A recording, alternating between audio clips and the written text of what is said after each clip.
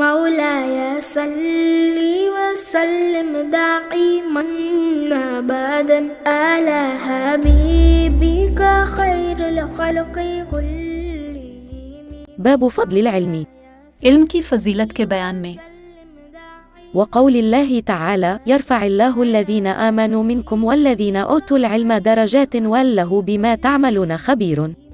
وقوله عز وجل رب زدني علما.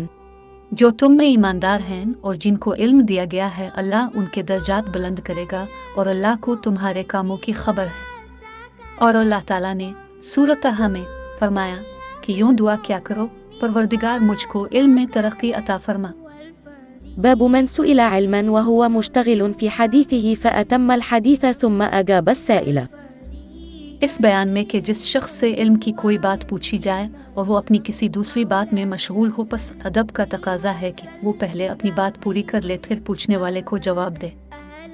حدثنا محمد بن سنان قال حدثنا فليح وحدثني إبراهيم بن المنذر قال حدثنا محمد بن فليح قال حدثني أبي قال حدثني هلال بن علي عن عطاء بن يسار عن أبي هريرة قال بينما النبي صلى الله عليه وسلم في مجلس يحدث القوم جاءه أعرابي فقال متى الساعة؟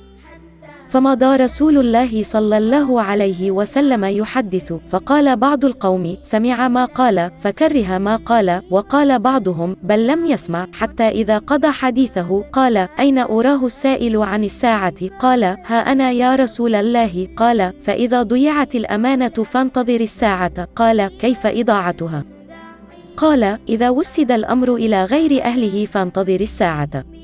ہم سے محمد بن سنان نے بیان کیا، کہا ہم سے فل نے بیان کیا دوسری سند، اور مجھ سے ابراہیم بن المنذر نے بیان کیا، کہا مجھ سے میرے باپ فل نے بیان کیا، کہا ہلال بن علی نے، انہوں نے عطا بن یسار سے نقل کیا، انہوں نے ابو ہریرہ رضی اللہ عنہ سے کہ ایک بار نبی کریم لوگوں میں بیٹھے ہوئے ان سے باتیں کر رہے تھے. اتنے میں ایک دیہاتی آپ کے پاس آیا اور پوچھنے لگا کہ قیامت کب آئے گی. آپ اپنی گفتگو میں مصروف رہے. بعض لوگ جو مجلس میں تھے کہنے لگے اپنے دیہاتی کی بات سنی لیکن پسند نہیں کی، اور بعض کہنے لگے کہ نہیں بلکہ آپ نے اس کی بات سنی ہی نہیں. جب آپ اپنی باتیں پوری کر چکے تو میں سمجھتا ہوں کہ آپ نے یوں فرمایا وہ قیامت کے بارے میں پوچھنے والا کہاں گیا؟ اس دیہاتی نے کہا یا رسول اللہ میں موجود ہوں.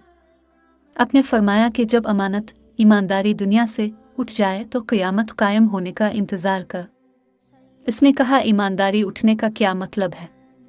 آپ نے فرمایا کہ جب حکومت کے کاروبار نالائق لوگوں کو سونپ دیے جائیں تو قیامت کا انتظار کر.